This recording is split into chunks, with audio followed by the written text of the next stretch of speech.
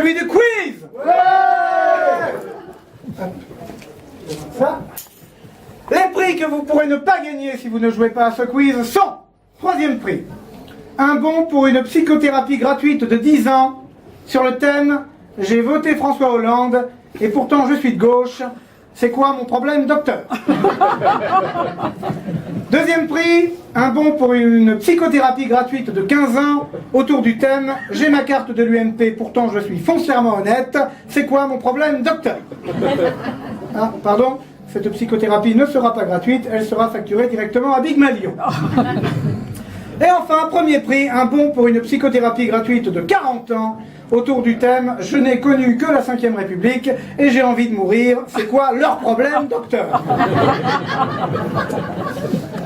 Première question, gouvernement Valls 2, cherchez la gauche. Comment est-ce que ça aurait pu être pire? Petit A, Valls aurait carrément pu nommer l'oncle Picsou aux finances. Petit B, Valls aurait carrément pu nommer l'inspecteur Harry au ministère de l'Intérieur. Ou petit C, Valls aurait carrément pu nommer Pierre Gattaz président de la République. Non, ne dites pas ça, c'est pas ce qu'il a fait. Pas officiellement. Valérie Trierweiler salit la vie politique française, d'après la plupart des médias qui eux-mêmes ont les mains couvertes de cambouis, mais c'est pas pareil. Quelle est la révélation la plus croustillante de la plus célèbre larguée de France? Petit A, il paraît que François Hollande trempe ses tartines dans son café le matin et qu'il dort en pyjama. François Hollande ne serait donc pas glamour. Quel scoop! Petit B, il paraît que François Hollande aime bien manger de la viande et des petites choses sucrées. François Hollande ne serait donc pas un militant Europe Écologie Les Verts. Et enfin, il paraît que François Hollande appelle les pauvres les sans-dents. François Hollande serait donc de gauche pour des raisons d'opportunité parce qu'il n'y avait pas de place à droite. Que de révélations! On a l'impression de lire le dernier Marc Lévy. Manuel Valls acclamé debout par le MEDEF. Pourquoi? Petit A, parce qu'il a gagné à N'oubliez pas les paroles en chantant en entier Ma liberté de penser de Florent Pagny. Petit B, parce qu'il a libéralisé le droit du travail en virant Montebourg, Hamon et Filippetti sans indemnité et avec le pied au cul. Ou petit C, parce qu'ils l'ont reconnu. C'est la réincarnation de Bernard Tapie. Et je sais, Bernard Tapie n'est pas mort, pas encore, mais comme il vit à Marseille, ça ne saurait tarder. Que faut-il penser des frondeurs du Parti Socialiste? Petit A, ils sont le nécessaire caillou dans la Ranger blindée du gouvernement. Petit B, ils sont la colombe égarée au milieu de l'enclos des hyènes aux eaux de la Palmyre. Ou petit C, ils sont là pour la décoration, comme le PCF à la mairie de Poitiers. Il ne manquait plus que ça, Sarkozy revient! Comment fêter ça? Petit A, en sortant une compilation de tous les dossiers d'instruction qu'il a sur le dos. Bon, pas en une seule fois, bien sûr, c'est un peu bourratif, mais en 4 ou 5 tomes. Et ce sera disponible en streaming. Ou petit B, en rachetant les albums de Carla Bruni, qui sont actuellement disponibles un peu partout au tarif de 10 centimes d'euros la tonne. Petit C, en lui faisant une haie d'honneur devant la prison où il va être incarcéré. Mais on ne sait pas encore laquelle. Il chipote devant hotel.com. Exécution d'otages en série. Que faire pour arrêter le massacre? Petit A, conseiller aux touristes français de partir plutôt dans le Périgord. Petit B, conseiller aux humanitaires d'aller aider plutôt les ouvriers de GAD, ou les riverains du quartier de Saint-Éloi à Poitiers. Ou petit C, conseiller aux espions déguisés en touristes ou en humanitaires de ne pas se faire choper, c'est leur job, hein, après tout. L'Écosse n'est finalement pas indépendante. Dommage. Quelles auraient été les premières décisions prises par le pouvoir souverain? Petit A, enfin foutre Sean Connery dans une maison de retraite.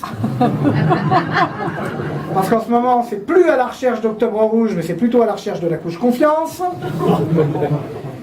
Petit B, autoriser enfin les autochtones à porter des slips sous leur kilt. Ce qui serait sympa, Non. étant donné qu'on nettoie rarement les tabourets des peuples là-bas. Ou petit C, ça aurait été bien parce qu'ils auraient déclaré la guerre à l'Angleterre. Mais ça aurait été de toute façon peu probable parce que ça aurait été très très injuste vis-à-vis du reste du monde qui se retient depuis des années de déclarer la guerre à l'Angleterre. Virus Ebola. L'épidémie s'amplifie. Que va faire le gouvernement français pour anticiper la pandémie?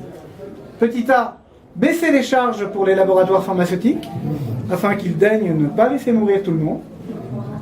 Petit B, engager des malades contagieux à Leader Price et à Lidl, afin de faire baisser le nombre descendants, donc celui des chômeurs, et donc, enfin, respecter les promesses de campagne du candidat Hollande.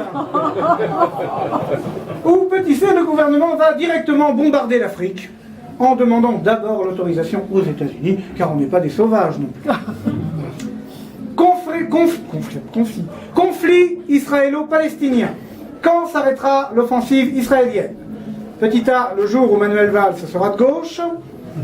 Petit B, le jour où Catherine Deneuve avouera son âge. Ou petit C, le jour où Sean Connery entrera en maison de retraite. Et enfin, comment s'annonce la saison 2014-2015? Petit A aussi pourri que l'été. Petit B aussi fécal que le Front National. Ou petit C aussi indigeste qu'un viandox.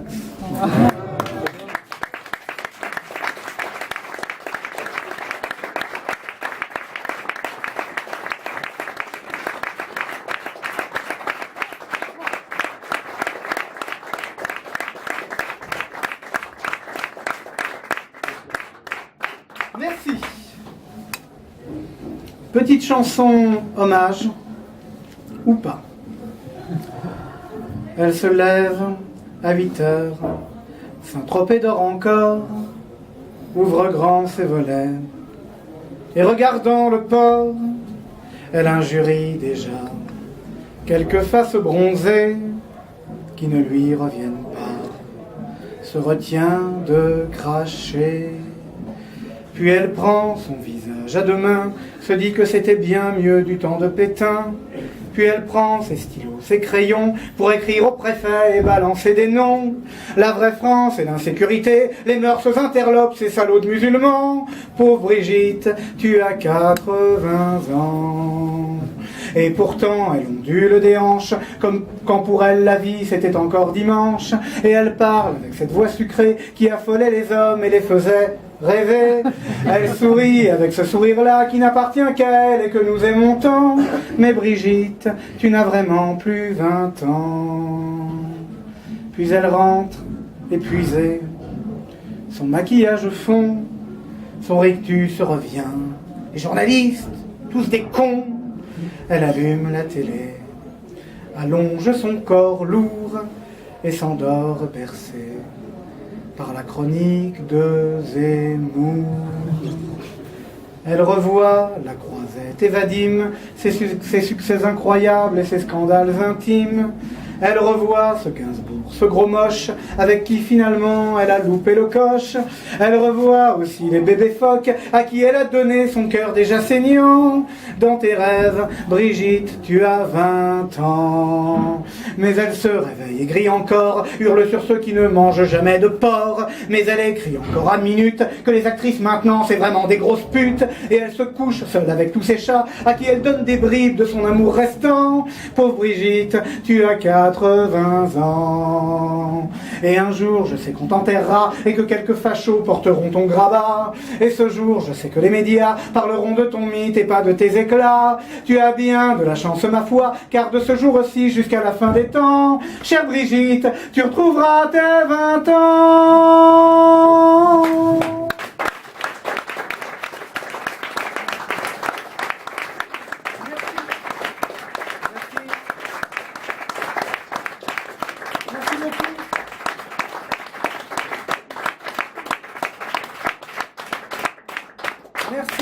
d'être fidèles à ce rendez-vous. Nous nous retrouvons le 4 novembre ici même.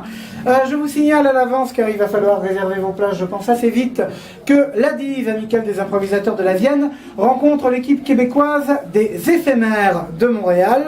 Mais alors attention, parce que je connais les Pictaves, c'est pas à Poitiers, c'est à Chauvigny. C'est pas loin. Vous n'avez qu'à prendre votre voiture. C'est tout droit. C'est à peine une demi-heure de Poitiers, c'est à 20h30. Les samedis, non, j'ai dit une connerie, les dimanches 9 et lundi 10 novembre. Nous faisons ça un dimanche et un lundi parce que c'est la veille du 11 novembre. Voilà, donc c'est à la salle Charles-Trenet de Chauvigny, l'ADIV contre les éphémères de Montréal. Je vous remercie beaucoup de votre attention et nous nous retrouvons le mois prochain. Le Viandox de ce soir a été filmé et j'en suis particulièrement fier parce que c'est la première fois que le Viandox est filmé par un conseiller municipal, par monsieur Jacques Arfeuillère.